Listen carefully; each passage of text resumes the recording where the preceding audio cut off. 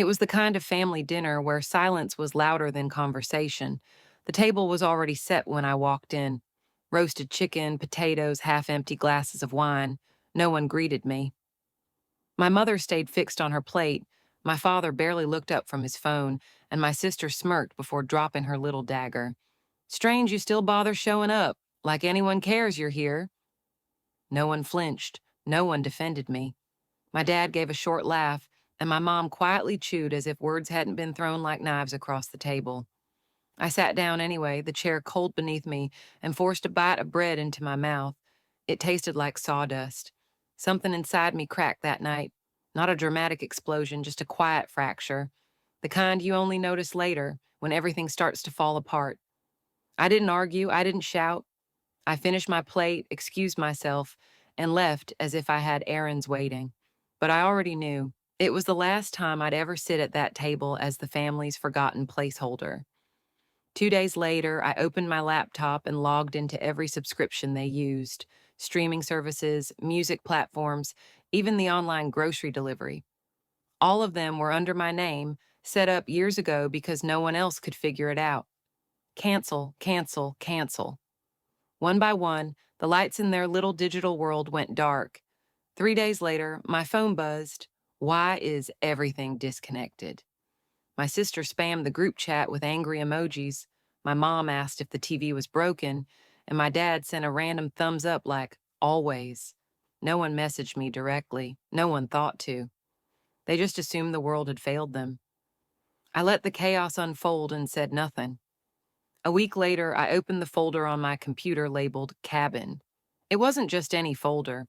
It held all the documents for the lakeside house my father had transferred into my name years ago. Back then, he was trying to keep it out of the reach of creditors. He told me it was only temporary, just paperwork, that I'd give it back once things stabilized. But he never brought it up again. He forgot that silence can be binding too. So I listed it for sale. I didn't even drive out there to check on the place. I already had photos from the last summer, and the realtor said she could move it fast. Within 4 days, there were two offers, one of them cash. I accepted without hesitation. When the sale closed, I watched six figures appear in my account. It felt surreal, not joy exactly, more like a weight lifted that had been pressing on my chest for years. That evening, the phone rang. Unknown number. I almost didn't pick up, but something made me answer. A man introduced himself as my father's lawyer. His tone was clipped, professional, but I could hear the strain.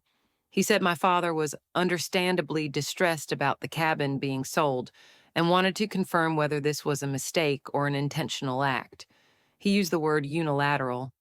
I didn't bother explaining. I just told him to check the county records. The deed was in my name, signed, notarized, and legal for years. The silence on the other end lasted longer than it should have. Finally, he cleared his throat and asked if I'd be willing to reconsider. I told him he'd get whatever documents he wanted through the same legal channels he always used. Then I hung up. The next morning, an email arrived from the law firm. This one was less polite, more aggressive. They demanded I cease all sale-related activities pending a review of ownership. I forwarded the email to the title company along with scanned copies of every transfer document. By Wednesday, the sale was complete. The money was mine. That weekend, my car was egged. Not just the windshield, the roof, the doors, yolks dripping into the vents so the stench clung for days. On Monday, I opened my mailbox to find it crammed full of shredded junk mail, jammed so tight I had to pull it out by the handful. By Friday, one of my tires was slashed. The following week, another. Always one at a time, always enough to inconvenience me, never enough to justify calling insurance. I didn't report it. I didn't confront anyone. I kept every receipt in a folder labeled petty, because I knew this was only the beginning, and I had plenty more pieces left to pull from the game. 3 days after the vandalism started, I opened the loan portal my sister once swore she'd totally handle. 2 years of missed reminders lived there like dust behind a dresser. I had been the one quietly paying when she forgot, then paying again when she had a rough month. I stared at the automatic payment I'd set up for her, my card, my name, my guilt, and turned it off. No announcement, no lecture, just a choice. It took 72 hours for the screams to find me. 9 missed calls by 9 a.m., 6 voicemails, a tornado of texts. She sent screenshots with big red banners, past due, payment failed, like I'd personally painted them. She accused me of playing power games. She said I was ruining her credit, her job, her life. Then the family chat lit up as predictable as sunrise. My mother asking if the bank made a mistake, my father thundering about respect, my sister performing victimhood with the precision of a surgeon. No one messaged me directly. I watched the bubbles rise and pop while I stirred my coffee and let the kettle whistle a little too long. That afternoon, my brother messaged me privately. Just, "You okay?" 2 words that felt like a warm hand on a cold railing. I asked if he was. He replied, "I need out." Nothing dramatic, no exclamation marks. Just the first honest sentence I'd seen from our side of the bloodline in months. The next day, I picked him up in the rusting parking lot behind our old high school. He had a backpack, a duffel, and the look of someone who hasn't slept in a while. We didn't go back to the house. I drove until the city thinned, and the streetlights stopped apologizing for the dark. I'd been checking listings for weeks, a 1 bedroom in a brick building that still had radiators and mail slots. The hall smelled like lemon cleaner and old stories. The landlord was a retired bus driver with a crossword folded in his shirt pocket. He looked at my brother, then at me, and handed over the keys like he'd been waiting for us. I paid the deposit the first month, and because I remember what an empty kitchen feels like, the second, I bought him a mattress, a router, a frying pan, a set of plates the color of lake water. I told him it was all a loan, written down and tracked. He nodded without flinching. "I'll pay you back," he said. "Maybe not fast, but I will." That was all I needed. That night, after we set up the bed and ate takeout on the floor, he stood in the doorway of his new living room with his hands in his hoodie and said, almost to himself, "It's quiet." I left him with groceries, a bus pass, and the code to the building door. At midnight, my phone pinged. "Thank you." I didn't answer. I wanted him to hear his own voice first. By the end of that week, my father finally called. He didn't waste time. He opened with betrayal and worked his way to theft. He shouted about the cabin, about blood, about the kind of daughter who would strip her family for parts. I let the words burn off their oxygen and then told him I had the deed, the notarized transfer, the email trail, and the closing statement. I told him I wouldn't be forwarding anything to his lawyer directly. He knew how to file a request. He threatened court. I said, "See you there." He hung up on the echo. The petty campaign kept going a little while longer. Another tire, a keyed door, a note made of magazine letters like we lived in a bad drama. I filed the dumbest pieces under a manila tab marked small and moved on. Because while they were inventing ways to inconvenience me, I was measuring the ways I'd stopped inconveniencing myself. On a Sunday, with nothing scheduled but laundry, I opened my bank statements and traced a pen down the margins. Subscriptions I'd cut, gone. Car payments I'd carried for someone who wasn't me, gone. Money I used to toss into the family furnace and call it warmth, still in my account. I added columns and let the math tell a quieter story. 12,480 saved since I stopped playing sponsor. 3,260 put toward my brother's escape.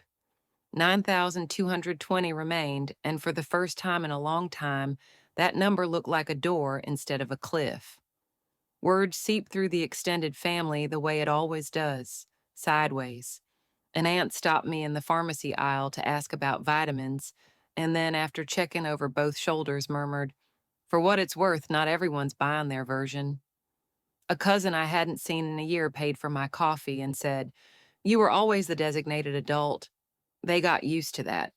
No recruitment speeches, no badges, just little acknowledgments that I wasn't imagining the weight I'd been lifting.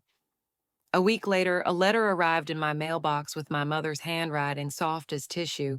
There was no stamp. Someone had slipped it through the slot. "I hope you're well," she wrote. "Your father is very hurt and your sister is going through a lot. Please stop tearing the family apart."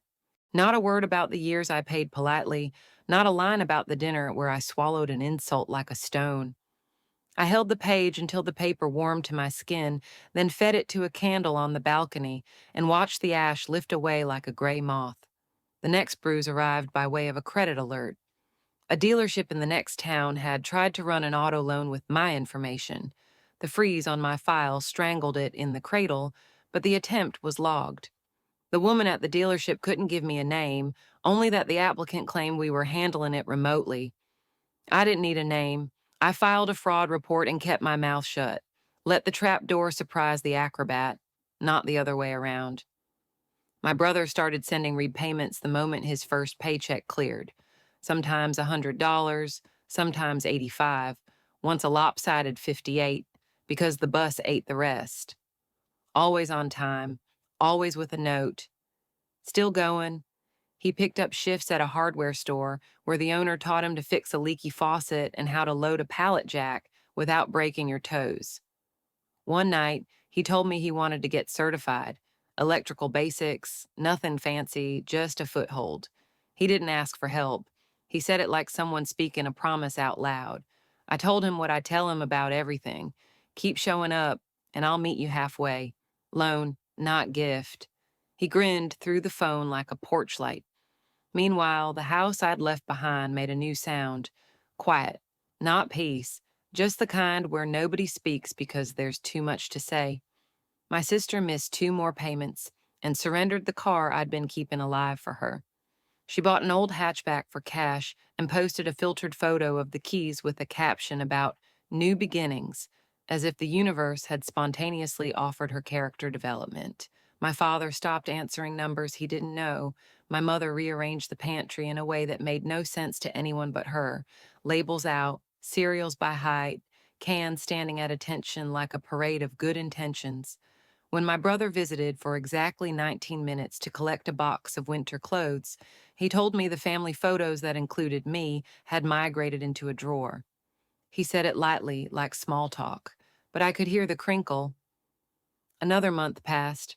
My brother upped his payment to 200 and sent me a picture of a night class schedule circled in blue pen. He was sleeping better. He was eating real meals. He'd learned the relief of closing a door and knowing it would stay shut. I mailed him a set of decent screwdrivers and a plant he could forget to water without killing.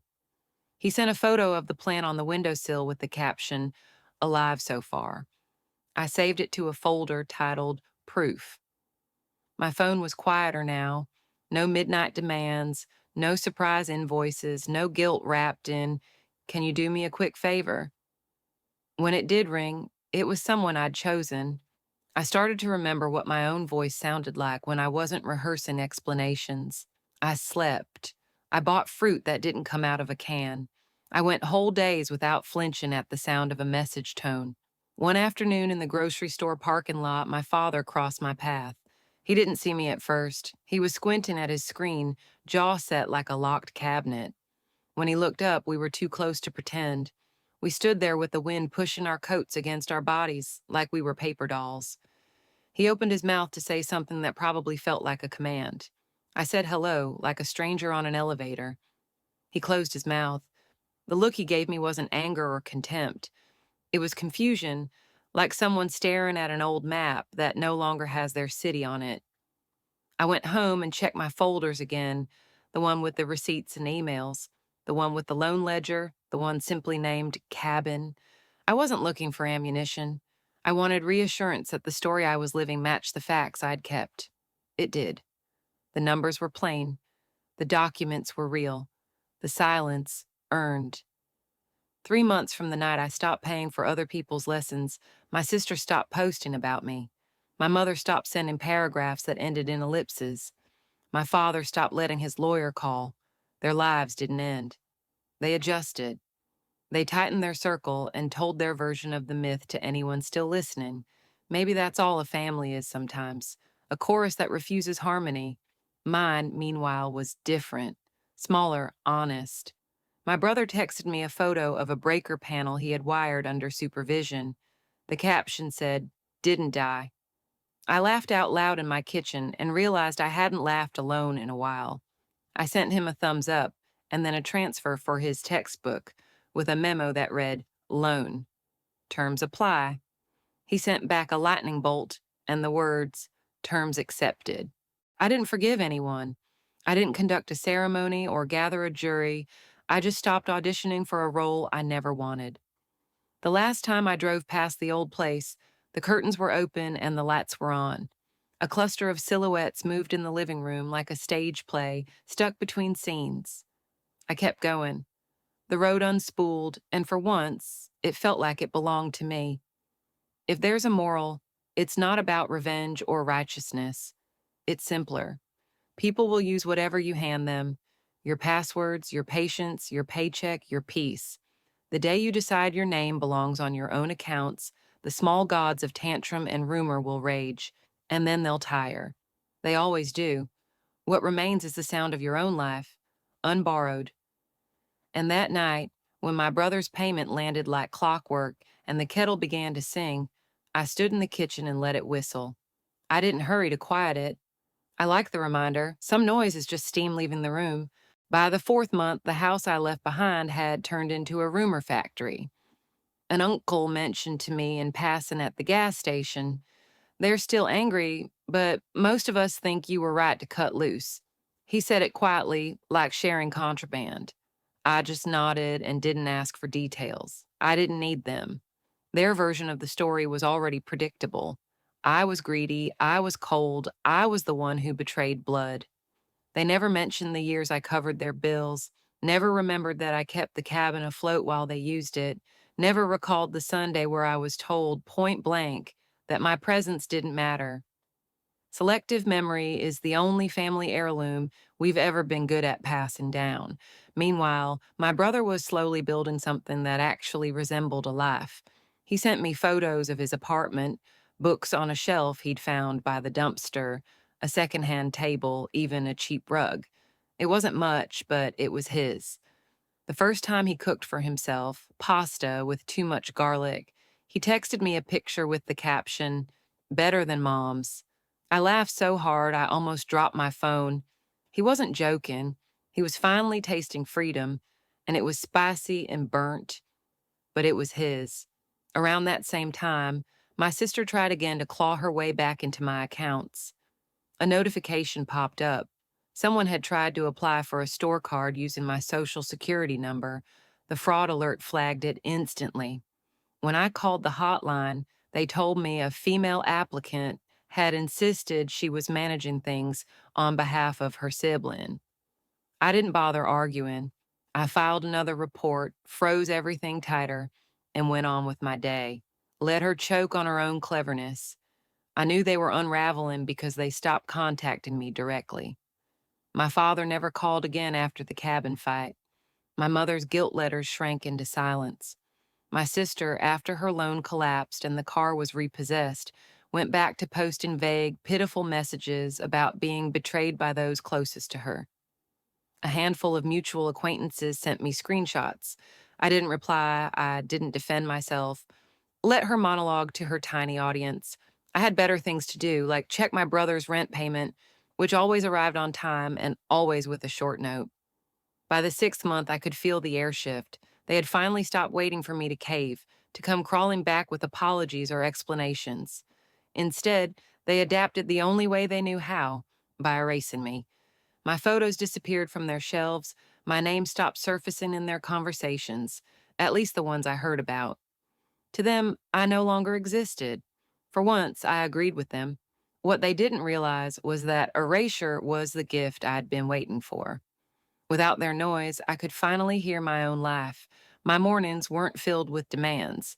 My bank account wasn't drained by someone else's poor decisions.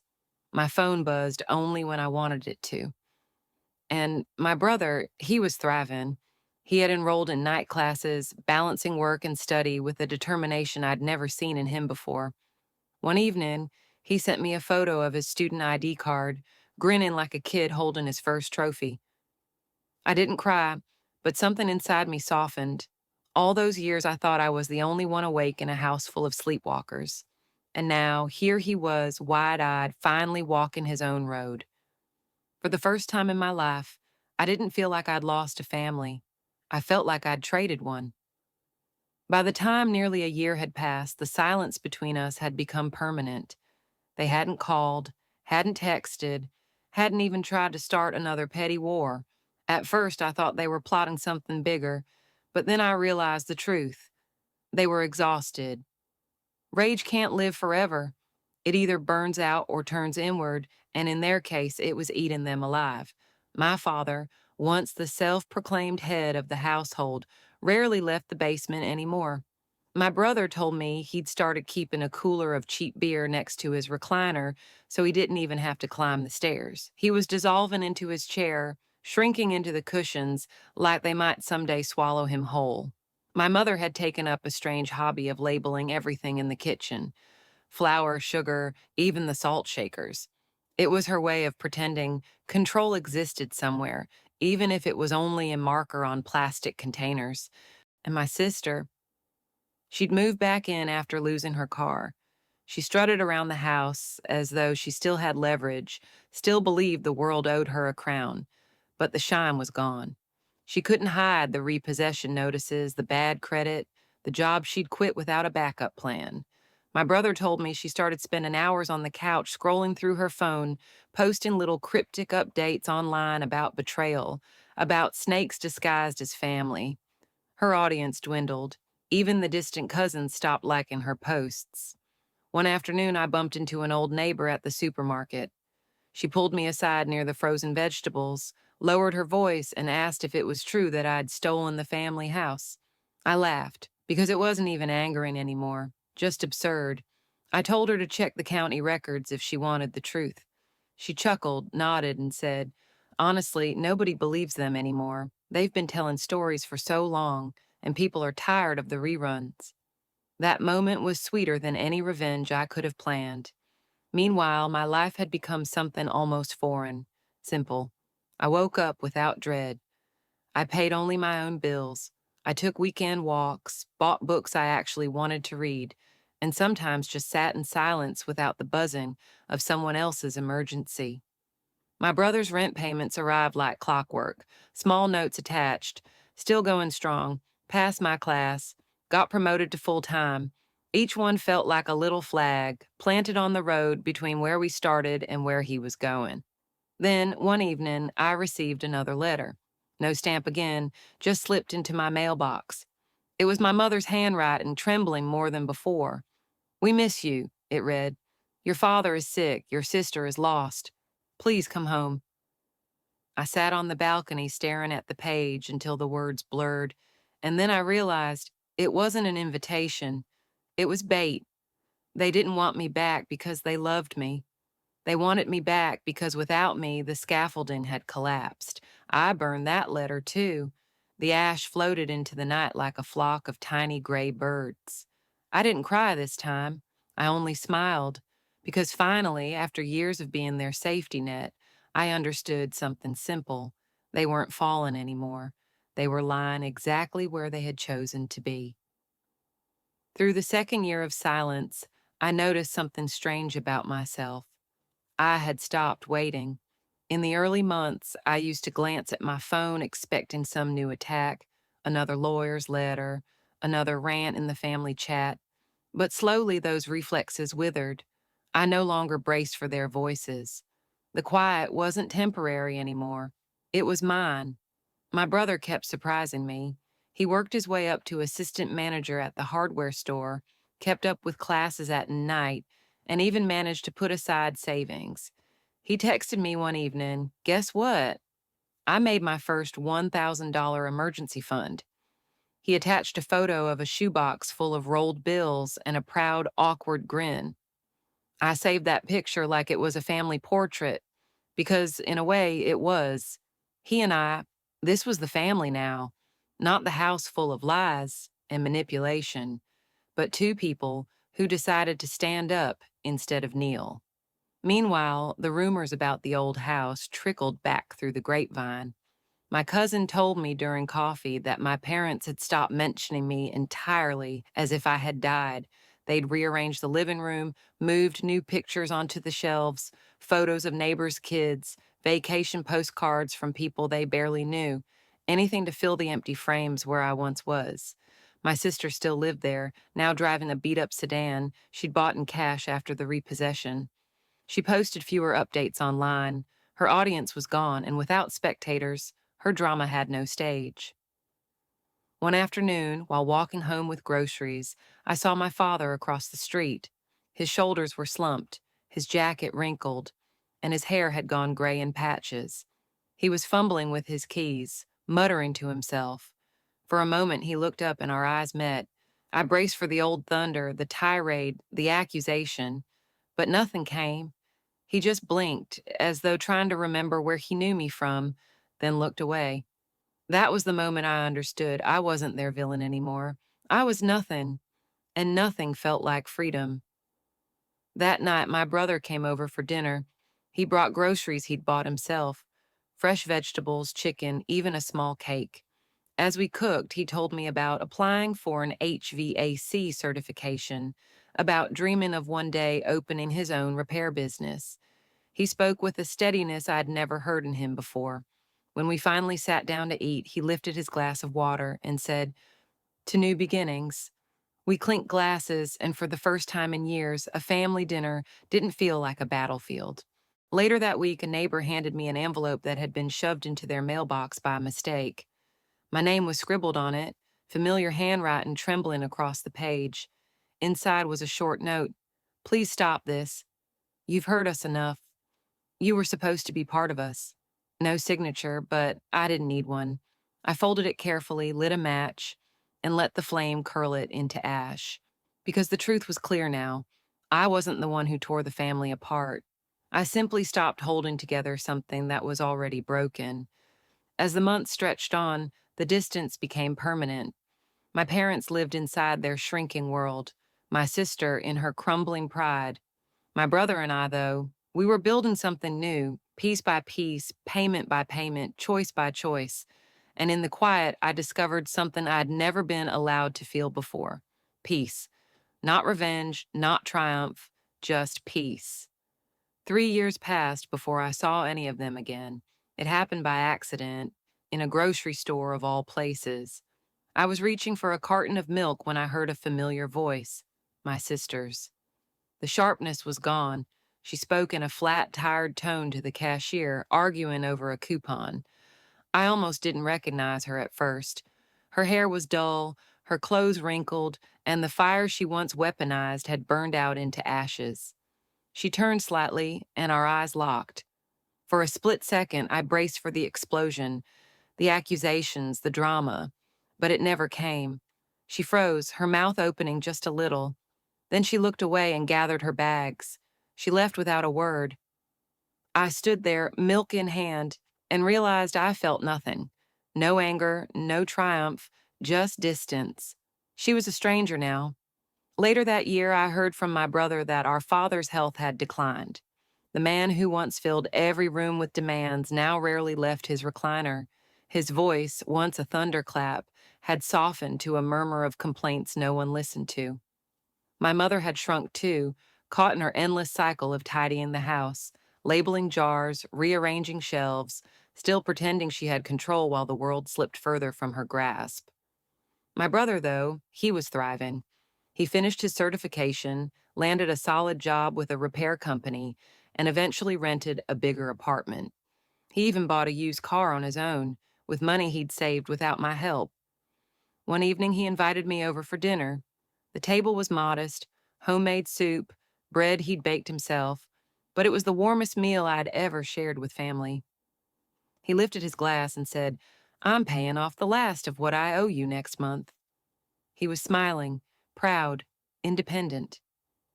My chest ached with a quiet pride I couldn't put into words. The next week, I drove past the old family house for the first time in years. The paint was peeling, the curtains drawn. The yard, once neatly trimmed by my mother, was overgrown with weeds. It didn't look like a home anymore, just a shell. I parked for a moment across the street, staring at the place where so many battles had been fought. I thought about the insults, the demands, the years I carried them all without thanks. And then I thought about the moment I stopped.